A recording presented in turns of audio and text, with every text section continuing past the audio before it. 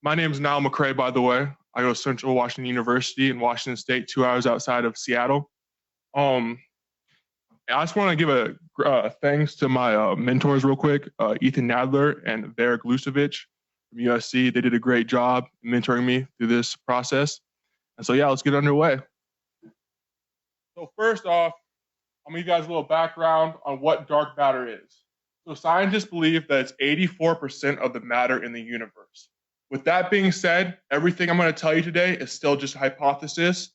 We actually don't know if it's out there, but there's strong empirical evidence from gravitational interactions between barons, so subatomic particles, and itself, so in-body interactions. So how dark matter forms, it forms in these things called halos, which is over here.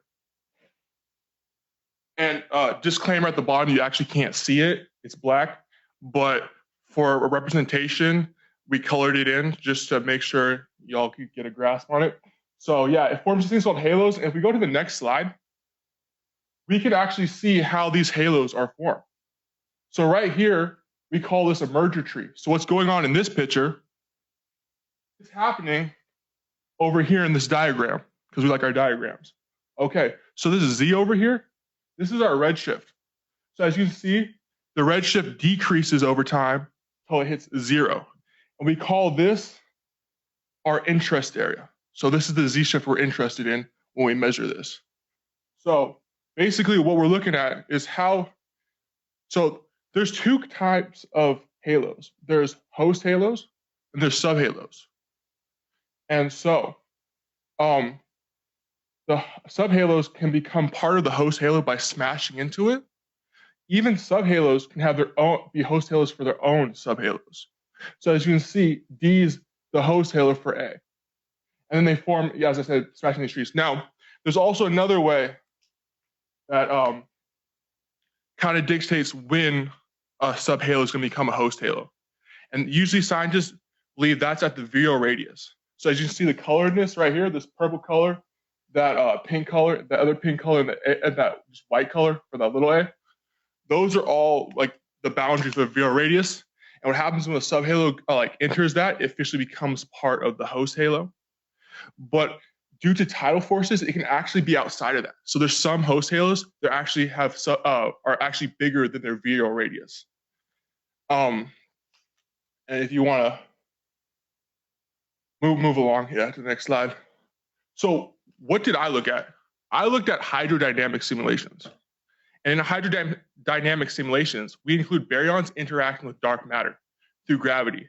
So what are the effects of these interactions, gravitational interactions? Well, as you're going to see in the simulation, there's less of these subhalos moving inside the virial radius. That has a direct effect due from the baryons. It's more of a spherical movement. So it's more circular throughout. And it moves in these things called short axis tube orbits. And there's actually gonna be a picture of that just about to coming up here in the next slide. So if you wanna go to the next slide, you can actually see these orbits. Now, in my simulation, I'm doing a 2D simulation. So my simulation is in the XY plane. And so you can see it's gonna be more circular and more of a, I guess, symmetric kind of movement. Now, if we go to the next slide, we got our in-body simulation. Now, this right here is dark matter only. So dark matter is only interacting with itself. There's no baryons in it. And it's self-gravitational system. And in both these systems, I guess not in the baryons, but usually with dark matter, the thermal energies, it's negligible. So we really count for that. But so in this system, we just say there's no thermal equilibrium. There's a gravitational collapse, produce a power law density profile in the center. It's more a chaotic system, so more random kind of movements. There's a box in thin orbits. It's more of a triaxial system. So, you got your axes, you got your X, Y, and Z, so triaxial system. And it becomes more spherical over time. And it's a more oblate shape. So if you need to refresh your shapes, or if you just don't know them, I got them over here for y'all. Okay, so now we're gonna start our simulations. So if you want to go to the next slide. Oh yeah, these are the orbits we're looking for. So if you're gonna look for these orbits inside of your simulations, if you can find them. So if you want to go to the next slide, we're officially gonna start our simulations. So I just want to say we're starting off with the hydrodynamic simulation. So this is ones with baryons, subatomic particles. This simulation is done with a fire code. And what a fire code does is it takes feedback from a realistic environment and then produces an outcome. What I did was I took that data and I made it into a plot, plotting our galaxy. So this is our universe, essentially. The red dot in the middle, that's our host halo. That's 0.22 megaparsecs, like wide. Up top, you have your subhalos. Then you got your scale factor, and over on the side, you got your redshift. So Z is your redshift. As you can see, it's decreasing throughout time. Now, what I did is I took 560 snapshots in PNG files. Originally PDFs, we had problems with the alpha channel, so the transparency. We still did, no matter what. And we had to make it into, I just left it as a PNG. So this is a dark matter only simulation. As you're gonna see, there's gonna be way more. It's gonna be way more chaotic system. And again, the red dot in the center is our host halo. That gray area, that's our virial radius. So both simulations, that's our virial radius, and that's gonna grow over time, because as you remember, as subhalos go into that virial radius, they add on to the host halo, making that virial radius even bigger. So up top, yeah, you can see it's still same scale factor, still the same redshift, and this is dark matter only. And you can tell there's way more dark matter halos. So yeah, if you wanna, I guess, move on to the next slide. I can talk about that for a minute. You guys wanna watch those again? Are you guys good? Okay, just checking. Okay, so as you can tell, there's, as I said before, there's less halos in the hydrodynamic simulation. There's this phenomenon called splashback, which was originally thought not to happen in these dark matter halos, but over time we found that it could happen. And that's what happens is when a dark matter halo enters the virial radius at some point in time, and later in time, it leaves the virial radius. And so we call that splashback. And another thing, as I talked about earlier, subhalos can orbit each other, right? Because it's the gravity interaction, so they can orbit each other also. So yeah, I guess the next slide, please. Oh, so conclusion. As I said before, these are different simulations, right? But also, they're simulating orbital mechanics, right? Like, if we come up with a theory, we want to see how it works in the nature, right? We don't just want to be like, well, we kind of think about it, We don't really know how it works. We actually want to know how it works. And using simulations like these can actually describe how it works. And humans, we're visual animals. Like, we like to see something. We like to see it work, right? So,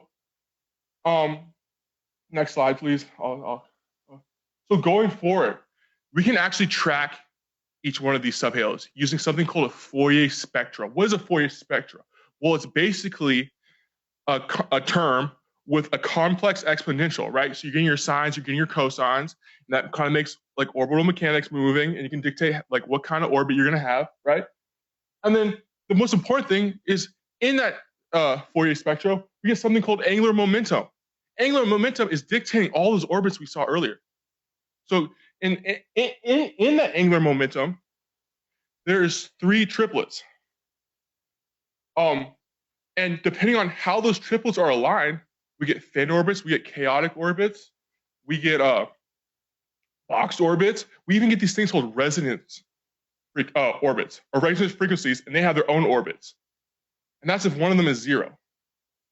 But we can use different dark matter simulations. So far, we theorize that there's 3 different kinds of dark matters. There's cold dark matter, there's warm dark matter, and there's self-interacting dark matter. The problem with the last 2 is they can't survive on a galactic level on a linear power spectrum. So what happens is the self-interacting dark matter, it dampens off like this. You know what happens to the warm dark matter? It just falls off. So we're left with this logarithmic cold dark matter going up. And that's what we think most of our universe is at this point. I forgot to mention those simulations. That started from the Big Bang. Each one of those snapshots you saw was 23 million years. So a lot of that could be cold dark matter. We still don't know because they're still in the hypothesis stage, but we're getting there step by step. So yeah, is there any like questions for me on my talk? Like,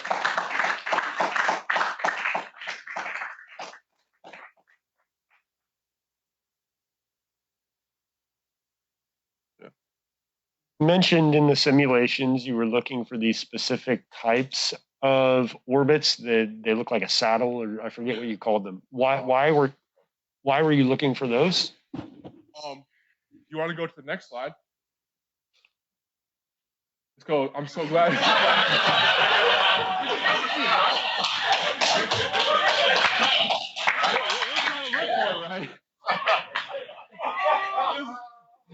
These parameters right here, they come from experiments, right? We know that from like Q and stuff, initial conditions, right? Those initial conditions can come from big scale phenomena or really small scale phenomena, right? And those dictate these kind of orbits. If we know these orbits, we can get a better understanding of the experiments beforehand that dictate those, leading to a better conclusion of where dark matter comes from. Okay. In short.